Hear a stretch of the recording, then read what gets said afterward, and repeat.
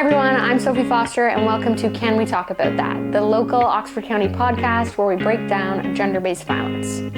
For this special episode, we have brought on Tami Murray, the former president of Oxford Pride, to come and be a part of our Pride Month special. Before we get into today's conversation, just a quick heads up that we will be talking about topics like trauma and abuse, and so we just want you to take care of yourself while you're listening. If you feel like you want some extra support after or during our conversation today, please feel free to call the DASO crisis phone line. The toll-free number is 1-800-265-1938. It's open 24/7, so there's always someone there if you call. It's free and it's confidential. You don't necessarily have to be in crisis to call the crisis line. You can just call and ask a couple questions if that is helpful to you as well. For today's episode, I'm sitting down with Tami Murray, and today's episode is called GBV and 2SLGBTQ plus relationships, what we need to talk about. So Tami is the owner of Diversity Counselling, and she's a psychotherapist and a social worker in Oxford County. But on top of all that, Tami was also the founder and president of Oxford Pride for over 10 years and just recently retired last year. Yes. So we have a lot of ground to cover, and you're the perfect person to come on and kind of talk about this topic. And we're happy to be doing this during Pride Month as well, which is really nice. So maybe just to start, when I say GBV and 2SLGBTQ plus, could you just break down, what the letters mean and just their significance, and then we can kind of get into the topic. Absolutely. So the 2S has been something that's been recently added in the last few years, which is the two-spirited community. The Indigenous have been way ahead of their time before all of us, let me tell you. So that represents that dynamic. So 2S, LGL is representing lesbians. G is for gay. G, I have to go through it in my head as I go through it. LGB, bisexual, is the B. T is obviously for our transgender community. So LGBTQ, Q is queer.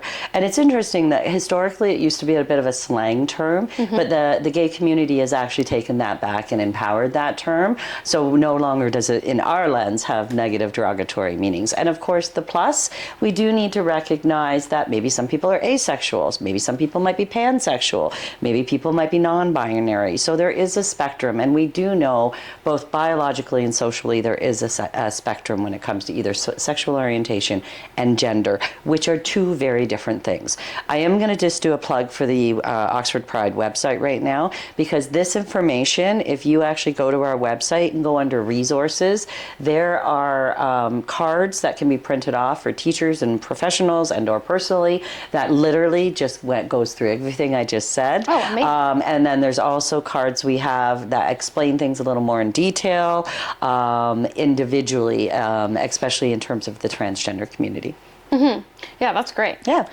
Thanks for breaking that down. Yeah. I think we also have a flag identifying card as well. Oh, because that's I the love other one. So, one of the things you literally nailed it when you started. One of the things we noticed in our community was really just a lack of education. And part of that is a lack of exposure. Yep. I'm born and raised here, so I understand that completely. So it really is, and resources for teachers and professionals like yourself. So they are PDF printable, and we encourage people to do so and hand them out. And or if you want harder copies, you can certainly reach out to Oxford Pride. Well, and the more you know, the less unknown it seems. Right. Yeah. And or you can ask questions that are focused more on what you need to know. Yes. Right? 1000%. Instead of assuming or stigmatizing. Yes. Well, and so maybe to get into our topic today about gender-based violence, I think stereotypically people kind of picture, man, wife, man as being abusive, heterosexual relationship. So when we talk about gender-based violence in the queer community, what are we actually talking about? Like, how does it show up? Well, I think, unfortunately, it doesn't show up as predominantly as it would in heterosexual relationships, and a lot of that is isolation and fear. In some cases, the actual gender violence can be fear of being outed. in itself. Yep. So, there's so many multiple dynamics there that can extort and blackmail and keep people in compliance. It's interesting, I was looking up statistics over the last week or so, knowing I was going to do this. And proportionately, because there's obviously a lesser population in terms of the 2SLGBT community, but proportionally, there are similar dynamics in terms of the heterosexual community as well. The difference is reporting and following through with reporting. So if you think of this, until 1973, I believe, don't quote me, it was illegal to be gay. And or you would be put in an institution if you were gay. So we had, it correlating with domestic violence rights and laws, we actually couldn't report without the risk of going to jail or being arrested. Or being put in an institution, right? So that's not that long ago, No. right? No, not at all. We're talking about 45 years ago, maybe 50 years ago. I was born in '69, so around there. Yep. So there's also, I think, from a systems oppression perspective, that has been a huge barrier in terms of resources, and we still don't.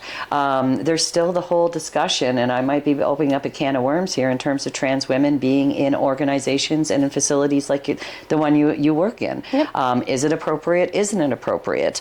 As they do identify as women, and the risk of putting them maybe in a not having resources or in facilities that are combined with men, which again put them at risk of gender violence. So there's a lot of systems barriers that I think are still in play and unknown, because unfortunately in a lot of ways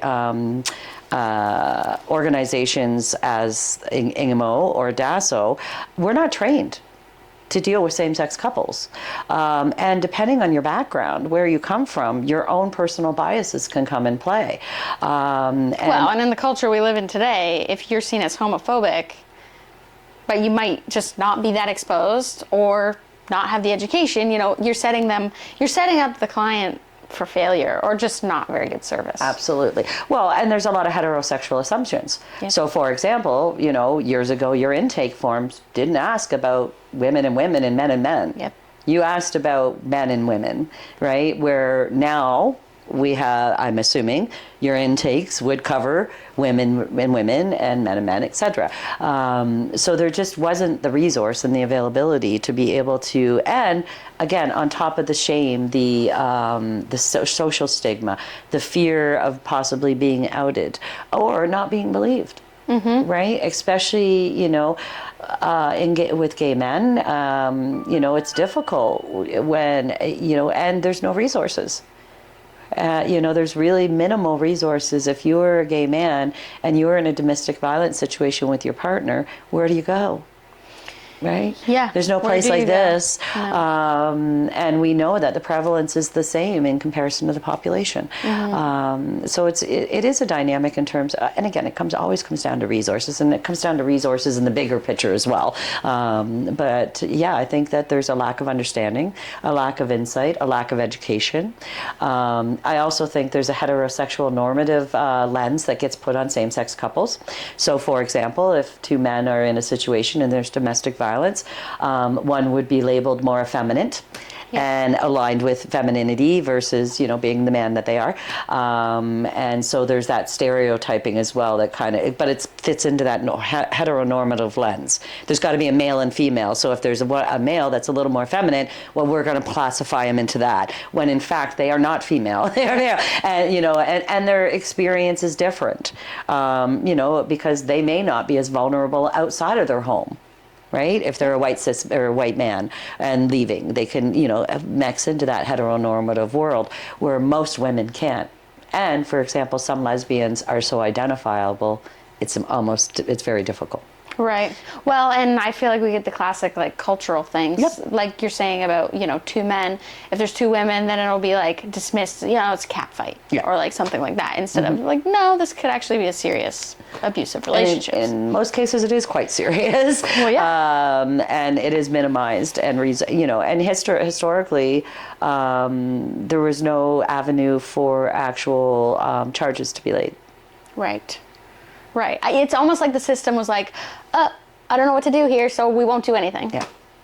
Well, which historically, if you think about it, again, they didn't, from a historical perspective, there were many barriers put, a lack of understanding. And there still is today, let's be real. We're seeing it. We experienced it in this community. We don't even, and I think this is where the other part about the gender violence comes into play, is we're not only at risk in our homes, but we're at risk every day when we leave our homes, and especially in this environment with some of the shifting political lenses.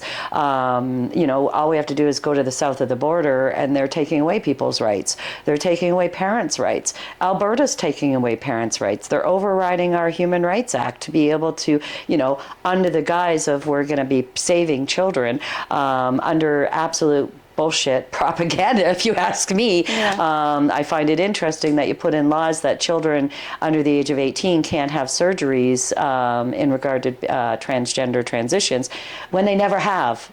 Yeah. They've never legally been able to.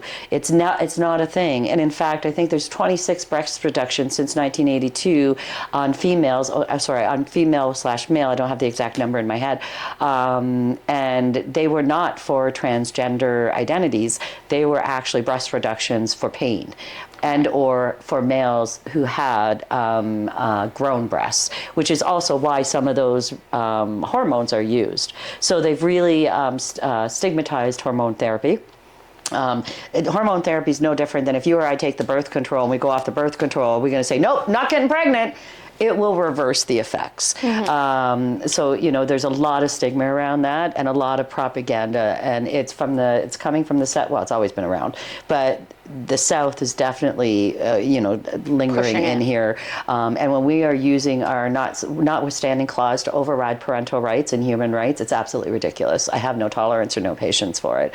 1 in 4 kids are already at risk in our community for killing themselves. Yeah. So that is only going to get worse when you have a system where you can't, supposedly they're trying not to put flags in classrooms. You have to be politically balanced. I'm not sure what the heck that means or how the heck you teach history. But especially this is all around identity. Yeah, it's all around propaganda and all around fear and all around. But it also, as you know, and it's worked. It's also a great distraction. And in order to be a victim, you have to have a villain. Well, and I hate to say it too, but like money. Like the more you can get people angry online, the more money you're going to make. And we're, the last 5 years, I have been out since I was 25 years old. I have never seen the type of discourse we are seeing here, especially the last couple of years when we had a lot of discourse in Oxford County. It was mind-blowing to me. When I started Pride in 2015, oh my God, I'm going back historically. 18, I know, where am I? People were evolving. They were opening. They wanted DEI. They wanted diversity and equity and inclusion. They wanted to learn. They wanted us to do workshops, safe space workshops. They were wanting rainbow stickers on their doors. And interesting post-COVID and, in that anxiety. Remember, controlling our environments. The one thing we couldn't do during COVID is control our environments, right? Anxiety, conspiracy, we saw it all flailing all over the map. For the first year, we were clapping our healthcare workers at 7 p.m. every night. And the next year, we were protesting and victimizing them, saying they're putting in microchips from Bill Gates. So, and again, I think the more that anxiety raises and the more that things can be split, and we're pitted against each other, the more you see this type of rhetoric and this type of propaganda, because it's absolute propaganda. We think about things like transgender people in washrooms. It's never been a thing. I also find it very interesting that they're only targeting male to female transitions. Do you know how many female to male transitions are out there? And the only difference is you would never be able to tell. Why? Because they grow beards. Yeah. They can present differently. But this whole villainization of men and transitioning into women, I find is interesting, and the opposite isn't true. So, again, and I do think that feeds into that misogyny, that male insecurity, lack of emotional intelligence, because it's not women. The majority of women are not complaining about going to the bathroom with a transgender person in the bathroom. No. I've never heard a woman complain about that. Or would even know for that most, right? We don't care. And at the end of the day, we all use the same bathroom at home. But it's interesting how this stigma and this rhetoric and this propaganda villainizing a certain population to be able to be a victim of that population. And one of the things I probably get most frustrated with is, well, you know, they get more rights than I do. Do I? Yeah. No, I just have equal rights. And I've had to fight. Which you should. I had to fight my entire life for those equal rights. Yeah. When I had my first daughter in 2003, my daughter wasn't she couldn't be. My wife could not be put on a birth certificate. We did not have the right to do so.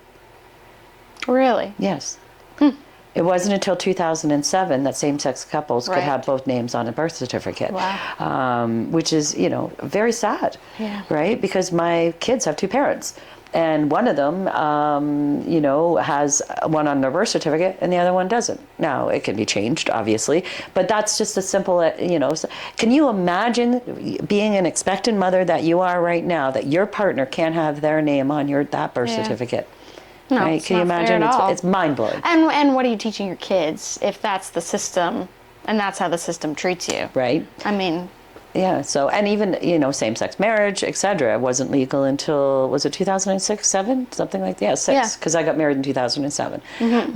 So, again, it's interesting how... It's not that long ago. No, it's not. Yeah. It's only, what, 20 years ago? 25 years ago? Yep. Which is mind-blowing, again. Yep. So I find it interesting that we're kind of we're regressing and shifting backwards into this whole victim-villain kind of perspective. I also find it interesting that it's always focused around sex. Yep. Right. Well, and like a sexualization almost, but it doesn't have to do with that. And from a population perspective, in terms of domestic violence or gender-based violence, we never learned. I mean, we grew up watching heterosexual couples. That's why I laugh when they talk about, you know, removing books from classrooms, or, you know, certain Disney movies with, you know, maybe 2.5 seconds of a, you know, flamboyant character in there, which has been happening for generations. Benny Hill. Welcome to Benny Hill. I don't know if you won't know it, but please Google Benny Hill when you go home. Okay. Some of the older generation are going to be going, oh yeah, that's interesting. But I didn't grow up. I joke, you know, I find it interesting, all this propaganda about how we're teaching kids to be gay, and, you know, the States, apparently, if you go to school in the morning as a girl, you come home as a boy. I don't know how the heck that happens. But I find it interesting that, I mean, I grew up with heterosexual cartoons, heterosexual television. You know, it wasn't something that there was any exposure to. So please explain to me how I resulted in the person I am today. It makes no sense, all this propaganda, and that where, you know, my kids, straight as the day is long. They grew up with two lesbian parents, you know, and I'll be honest with you, most kids born to gay parents are straight as can be, right? And so again, that's, you know, from my research lens, there's no evidence that this is, and again, remember I talked about anxiety, and somebody might have a little bit of information, and then that worry builds on another worry with little to no evidence, and people will feel it and believe it. Welcome to the propaganda around the 2SLGBT community. Well, and I think, like, I know we kind of started the episode talking about, like, abuse within relationships, but I think that it's important to have this conversations where we're talking about, like, the violence, whether it's physical, emotional, or systemic, against this group as well, because, I mean, that plays a huge part. That's one of the barriers. Well, huge barrier. If you go outside your house and feel like people are always attacking to you, are you really going to go to a police department? Well, no. And I hate to say it, the part of this is a lack of training historically. There hasn't been, because there's no resources or no insight, there has been no action when it comes to certain things, right? And so, you know, sometimes it's like you just said, it's a cat fight. Or two guys just getting into a brawl. Like, just, you know, get over it, move on, kind of, you know, but at the end of the day, this is an erosion of both psychological and emotional abuse that escalates to physical dynamics as well. Well, and we've talked about it a lot on this show, but with gender-based violence, I mean, it's not just physical violence, it's all of this power and control together, like you've kind of been talking about, wrapped in a bow of physical violence, or the threat of that violence too. So when you live in a system that's already treating you with that violence, I mean, you're left with basically not many options. Well, which even takes it to a different level if you are also a specific minority group. Well, exactly. Which takes it, again, I mean, the risk there is even higher. Yep. You know, if you're part of the BIPOC community or, you know, Indigenous, Yep. in terms of risks. Yep. So again, you know, I think the marginalization and the oppression is still very real.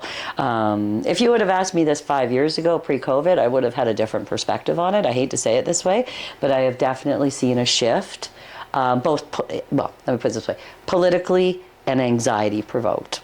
And certainly that political shift is trickling down into almost like the righteousness of being able to be homophobic and racist. Because we have a president to the south of us who's homophobic and racist and seems to be his gig, right? And then we start to see the, you know, the conservative rhetoric here around the 2SLGBTQA plus community as well. Alberta's a clear example, and if you don't think that that's not going to be something that would trickle down in other provinces, you're absolutely wrong. They, you know, if we can get away, if they can get away with it in one place, they will transfer that to another place. Well, yeah, and it's just enabling the people, the homophobic, racist people, to learn the techniques and then, trickle it out. Which like is the you're saying. abuse in itself. So you nailed it in terms of the systemic abuse being also a barrier to anybody getting individual help. When you're scared of the people outside because of the rhetoric that goes on, it's hard to trust the system within it. 1000%. Well, and if you're treated that way, then you might learn to treat other people that way. So maybe shifting kind of to this from macro to micro. Yeah. So when we're talking about like queer or trans relationships where maybe abuse is showing up, what are maybe some unique patterns? I mean, we've talked about power and control. There's there's going to be similarities no matter what. Like abuse across the board, you can see similarities. But is there anything distinct or unique about these kind of, like about abuse in these relationships? I think I mentioned it earlier. I think the biggest unique piece is outing. Right. Outing somebody. That's a dynamic that can become a huge psychological hold on somebody. So I do think that's part of the uniqueness. I also think in terms of it might not be as prevalent or evident to an individual in a same-sex relationship as maybe they would transfer it to a heterosexual relationship. So their perspective of abuse may be very clear in a heterosexual relationship, but the dynamic may not transfer here because, like you said, there could be female and female, and so they may not see it as that dynamic, like she's just being, you know, she's just on her period, or she's just this, or you know what I mean? And so I think sometimes it's easier to rationalize the abuse because there isn't that dynamic of, you know, the heterosexual normative piece. They're not, you know, two women, one of them would not be seen with more power than the other, when in fact that actually can be very much the case. Right. Both financial, psychological, emotional, all of the time, all of it. Yeah. Right. Yeah, so it's no different. So in comparative, it's really quite no different in terms of some of those dynamics, but recognizing it, I think for some people might be. Well, and even like if I'm just putting myself in that situation too, is thinking about like living in Oxford County, because I mean, you know, we've seen damage done to pride flags. We've seen a lot of violence. We've saw lots of gender violence in this community. Yes, violence as well. And so even thinking about that, if your partner is maybe being abusive towards you, but that's your partner, you know, and maybe you don't know another lesbian, let's say, or maybe you don't know, like maybe you're not connected to the community, and so then you don't want to leave them, you don't want to not have them anymore because they're your I think that's solid base. You nailed it. It's the isolation as well. I mean, it's no different than a heterosexual normative gender violence relationship. There's an isolation piece to it, but it's probably 5 times worse. Oh yeah, right? I would think so. Because there's isolation because the system doesn't support these things. So there's almost like an innate isolation in terms of a lack of resources, let alone the isolation of who do I talk to?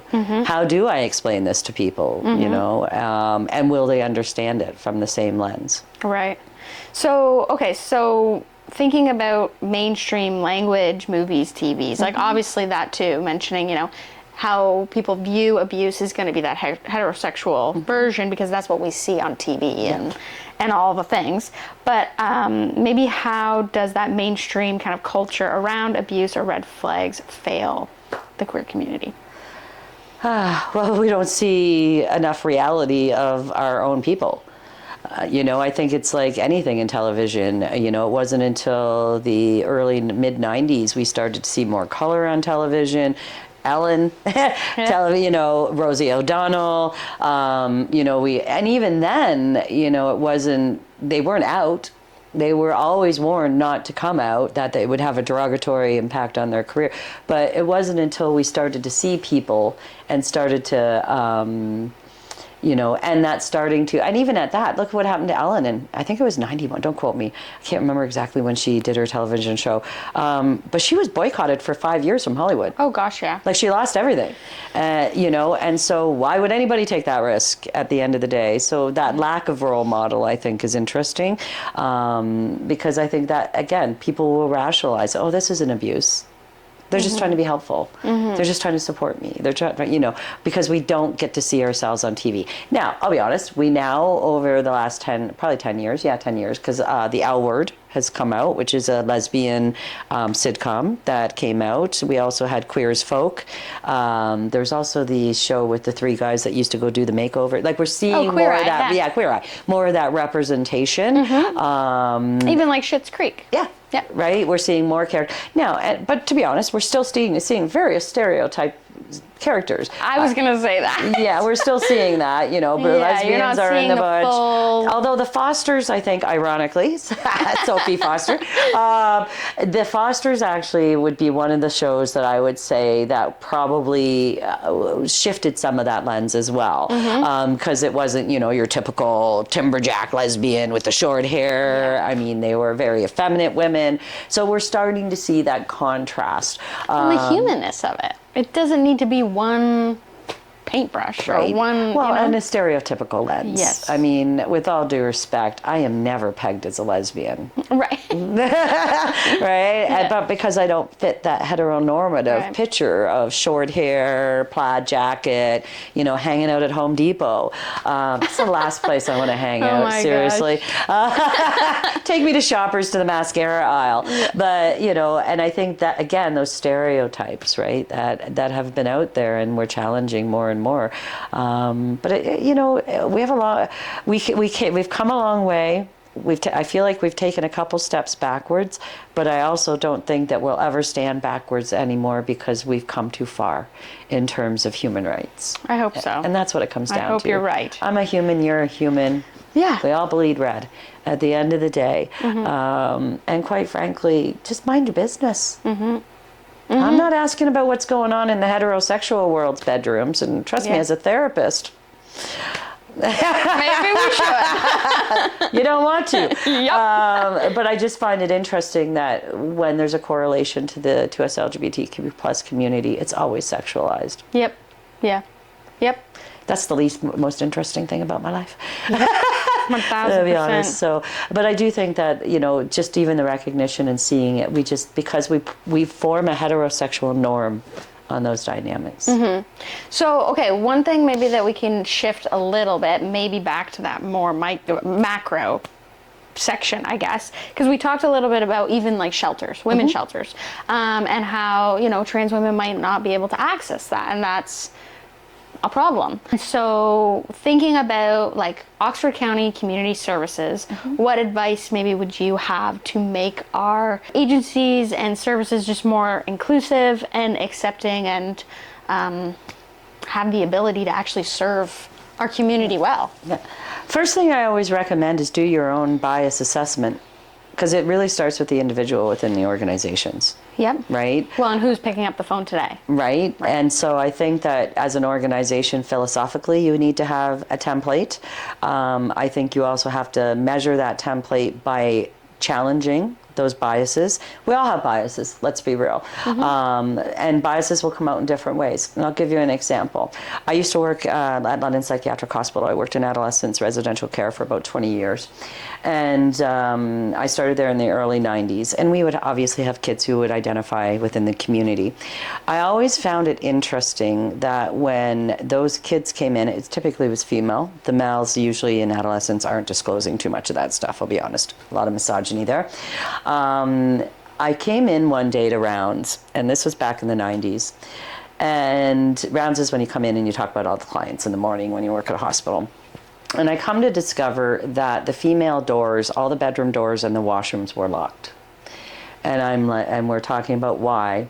And apparently, a staff had found a letter from one of the female patients who identified as bisexual that was written towards another one of the female patients.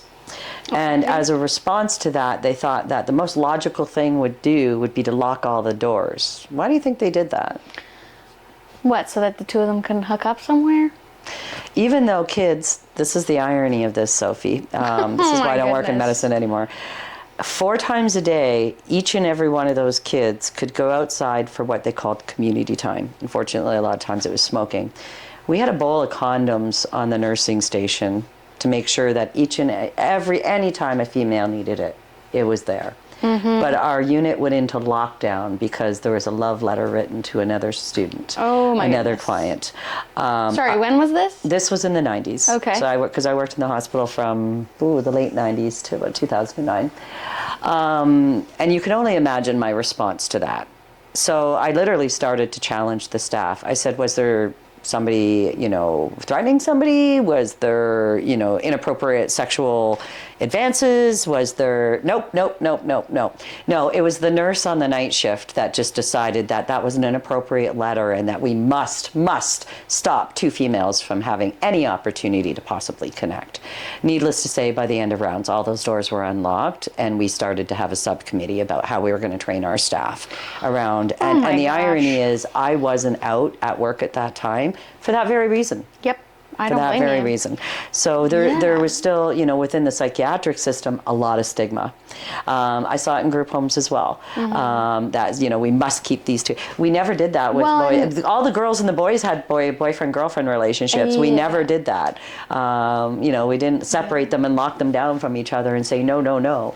But it was very interesting in the and again, these are systems things. So I think the biggest thing is education. And do it, but I think first and foremost, check your own biases. Do you have biases? Are you uncomfortable with things? And if you are, it's okay, but you need to educate and learn about it, or not work in social services with human beings. Yeah, because you're going to hurt people. People are going to get harmed. Inevitably, it's going to happen. Yeah. Absolutely. Well, and as I'm not a manager, but thinking about frontline workers, maybe turning someone away or telling them, we don't have services for you. That might never trickle up to management to realize that there's a bias and that there's a problem. And so, I think it's important to talk about what's happening and what is our agency philosophy, let's say. Yeah, one of the first things I do when I do training, safe space training, is exactly that. I ask people to do a questionnaire, an unconscious bias questionnaire, because it is really about unconscious bias and microaggressions. Oh, for sure. How many times have you been in a room where you've heard a joke about somebody being so gay? Yeah. That's so gay. God, that's gay. Do you know what I mean? That's really derogatory, depending. It's usually not used in a positive way. It's usually used in a very derogatory way. So language matters at the end of the day, and a lot of times. Just even how you address people, in terms of narratives of, he or she. One of my first questions I would ask on an intake line is, after name and whatever else pertinent you need, what are your pronouns? And if you ask somebody that, especially if they're part of our community, the 2SLGBT community, it will just digress their anxiety like incredible. Yeah, because it sends a clear message. This is an inclusive organization and you're safe here. It's huge. Yeah, no, that makes sense. And it's the little things. Yep. It's the little things. Like those types of jokes. 1000%. Like the, or even the mimicking. It's interesting. I'm involved in a recreational activity, and I find it interesting how a lot of the men like to kind of pretend to be flamboyant and joke around with each other, and I kind of observe it, and there's a part of me, and I know these guys are pretty inclusive guys, and part of me says, wow, you're really comfortable with your sexuality to be able to do that. You're all a bunch of heterosexual men acting like, and it actually came out on Halloween because two of them dressed up as women, and then the one wife dressed up as a pimp. Okay. And it was really interesting to watch the dynamics around that, and how some people were really uncomfortable, but how they really kind of embraced that role. So, it really, I think it depends on the people, the places, their backgrounds. But Oxford County, I'll be honest to tell you, as much as we seem like we have a far way to go, we have come so far. Oh my gosh, we have come so far. If you would have told me in 2015 that I would ever get a pride flag raised in the community of Norwich, Ontario, I would have laughed in your face. Yeah. But you did. And here we are today. Yeah. And I'll be honest, that was kind of my retirement barometer. That's a good barometer. I said, if I can get a flag risen in every community and every township in Oxford County, I've done my job. Because it sends the message to kids in our community and to families in our community that we're working on it, and this is a community that is going to work hopefully towards positivity in the future. So yeah, well, and someone said something to me once. What did they say?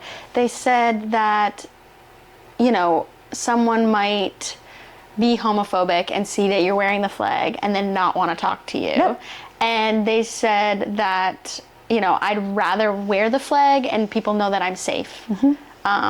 Because that's more important to me. Yep. And I was like, that's a really good way of putting it. Yeah. And so that's what those flags represent. Yeah. And that's why people ask me about crosswalks and stuff. It just demonstrates to the community that we're safe. And it's brought business to this community, believe it or not. Two guys in a whisk. Yeah. They're from Toronto. One of the reasons, I've obviously know them and talked to them. One of the reasons they were scoping out 3 different small towns for their business, and one of the primary reasons they chose Oxford County was the number of pride flags in the windows of businesses downtown. That's amazing. And that's not the first time I've heard that story. Wow. So again, it's just symbolism. It's just saying that we're an inclusive community, and we want you're welcome here. Now, is everybody going to feel that way? Maybe, maybe not. But overall, if we can send that, if the people in power send that message, and I think that's probably, in terms of my own accolades, probably where I see myself as being most successful with Oxford County Pride, is the political shift we've been able to make in this community. Having mayors, having, the warden, having, going to the councils and challenging these things and having a voice. And here we are today. Like I said, we have 11 flags in all townships, and that, for me, that was probably one of the biggest accolades, and the advocacy from many of those communities. Oh my gosh, yeah. It's interesting. In Norwich, we were talking before you came in terms of the contrast. I had somebody come from out of town, and they had to drive through Norwich, and they had heard, a couple of years ago, all this rhetoric about Norwich, and they drove through and they were like, I thought it was the gayest town in Oxford County. Because, they mobilized and they did what they needed to do to challenge, and 10 years ago that would have never happened. People have been so powerless, and now people are like, no, we're not going to tolerate this, and we're, you can do you, but we're going to do us, and you don't get to tell us how to do us, and we're not going to tell you how to do you. So. 1000%. Well, I was going to ask, and maybe you have one more example of, what's giving you hope about where we're headed.